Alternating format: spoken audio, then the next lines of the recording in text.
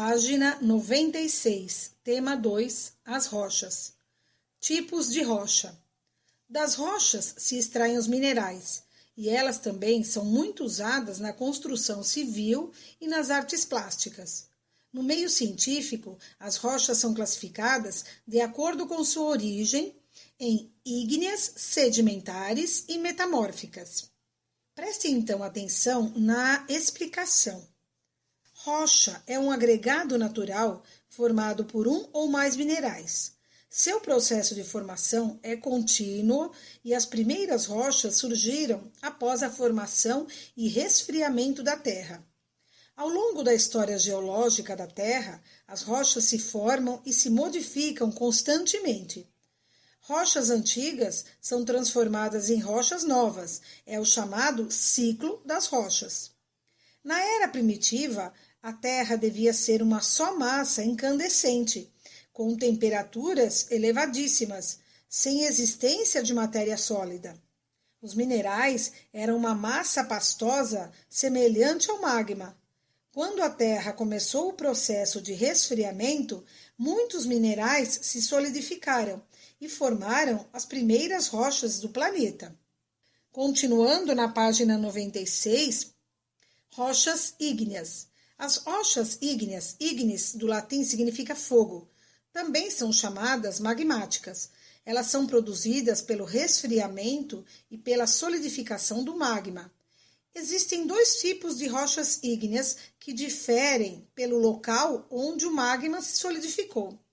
As rochas ígneas vulcânicas formam-se na superfície da Terra, quando o magma extravasa como lava dos vulcões e se solidifica rapidamente. É como se formam a pedra pómez e o basalto. Explicando. Então, a pedra pómez, ela é uma pedra, é como se fosse uma pedrinha mesmo, mas ela é muito leve, cheia de buraquinhos, cheia de poros, e as pessoas costumam usar essa pedra pómez para passar nos pés, tá? Como uma espécie de lixa. Página 97. As rochas ígneas plutônicas são formadas quando o magma se solidifica lentamente abaixo da superfície terrestre, a muitos quilômetros de profundidade. É o caso do granito. Então, prestem atenção aí na explicação. Então, as rochas magmáticas, elas também são chamadas de ígneas. Elas são formadas pelo resfriamento e solidificação do magma pastoso. O magma que existe no interior da Terra é expelido pelas erupções vulcânicas. A solidificação do magma ocorre de duas maneiras. Rochas magmáticas vulcânicas, ou também chamada extrusivas, é o magma que chega à superfície e sofre rápido resfriamento. E nós temos as rochas magmáticas plutônicas, ou também chamadas intrusivas. Ocorre pelo resfriamento no interior da Terra. Então, prestem atenção nas diferenças. As rochas magmáticas vulcânicas são aquelas em que o magma ele chega à superfície e sofre um rápido resfriamento. Já as rochas magmáticas plutônicas, elas têm esse resfriamento no interior da Terra.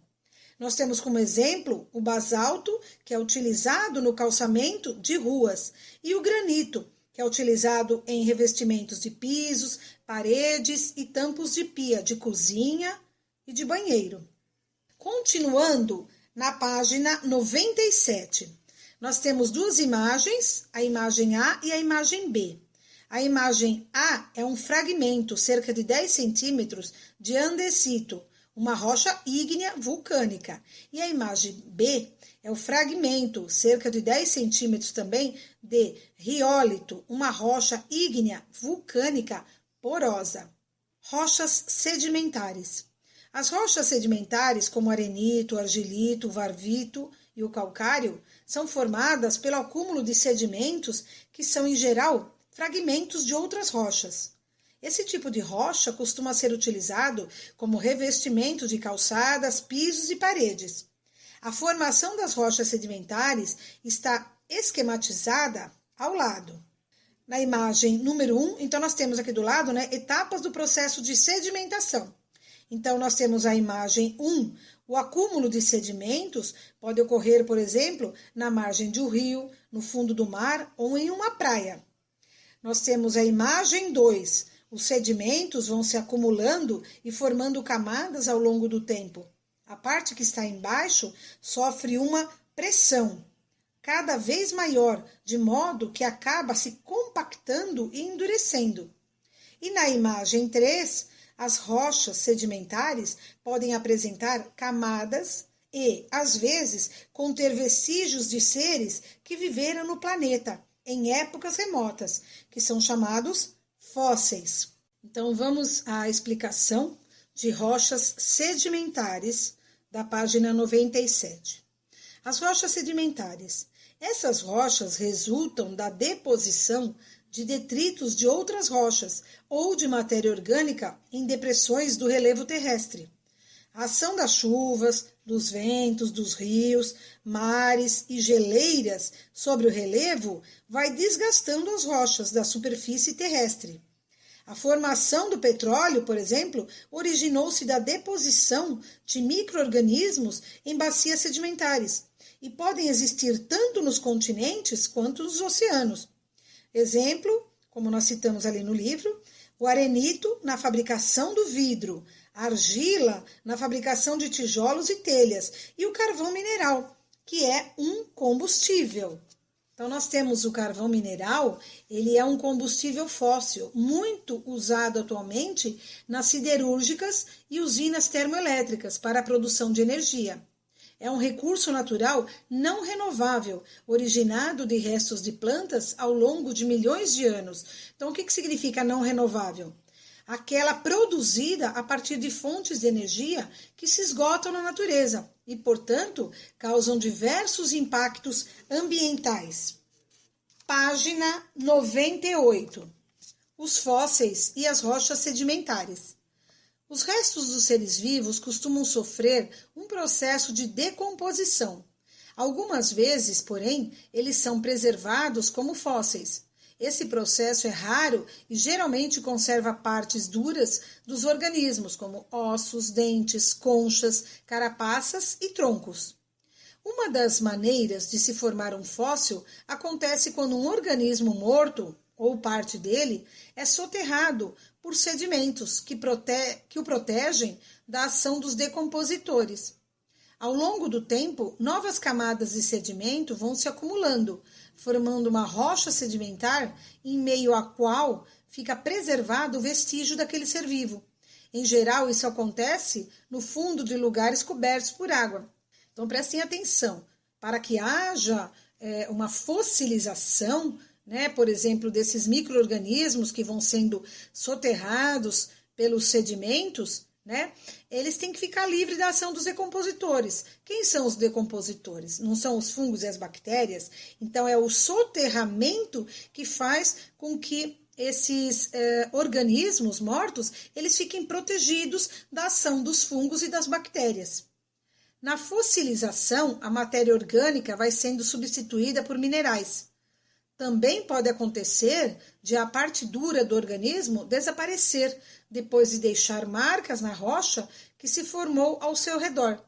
Os paleontólogos, cientistas que estudam fósseis, dão o nome de fóssil apenas aos vestígios de organismos que viveram há mais de 11 mil anos.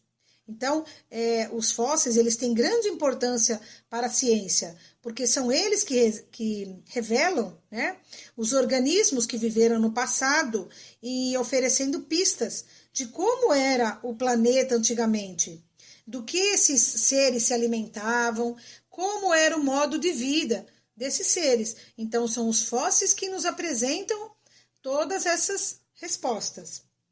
Rochas metamórficas. As rochas metamórficas são formadas pela transformação de qualquer tipo de rocha, como as ígneas, as sedimentares e as próprias metamórficas. Essa transformação acontece quando, em partes profundas da crosta terrestre, as rochas são submetidas a altas pressões e temperaturas que afetam suas estruturas. O gneiss, a ardósia e o mármore são exemplos de rochas metamórficas. Elas são amplamente empregadas na construção civil, como revestimento de pisos, paredes e bancadas de pias, bem como na confecção de tampos de mesa e esculturas. Outro exemplo é a pedra-sabão, que pela facilidade de ser trabalhada, é muito utilizada na fabricação de panelas e na confecção de esculturas. Então vamos explicar um pouquinho sobre as rochas metamórficas. Então elas têm a sua origem na transformação de outras rochas, as magmáticas e sedimentares. Quando submetidas a certas condições de umidade, por exemplo, calor e pressão no interior da terra. A rocha transformada, ela adquire novas características e tem a sua composição alterada. Então, nós já citamos como exemplo aí, né? O mármore na construção e criação de monumentos, estátuas, o quartzito ornamental, né, para decoração, ela é parecida com o mármore, porém é mais resistente. O gneiss, que também é utilizado na ornamentação e construção civil. Ainda na página 98, nós temos uma imagem de um peixe fossilizado na pedra, exposto no Museu Municipal Padre Daniel Carmim. E nós temos ainda 3 imagens aí, são fragmentos de rochas metamórficas. A letra A é um gneiss, que tem cerca de 15 centímetros, a letra B, a ardósia, cerca de 20 centímetros, e a letra C, o mármore, cerca de 15 centímetros. Página 99. As rochas se transformam. Desde o início da formação da Terra, as rochas vêm passando por transformações. Dependendo das condições do ambiente, cada tipo de rocha pode transformar-se em outros tipos. O granito, que é uma rocha ígnea, quando está sob altas pressões e temperaturas em camadas profundas da crosta terrestre, pode se transformar num gneiss, uma rocha metamórfica. Na superfície terrestre, porém, sedimentos que se desprendem no granito podem formar um arenito, que é uma rocha sedimentar. Então, vocês observaram aí que as próprias rochas podem originar outras rochas. Através do quê? Através da sedimentação, da compactação e por motivos de altas pressões, de temperaturas altas, de umidade. Atenção! As atividades para a nota dessa aula serão feitas online.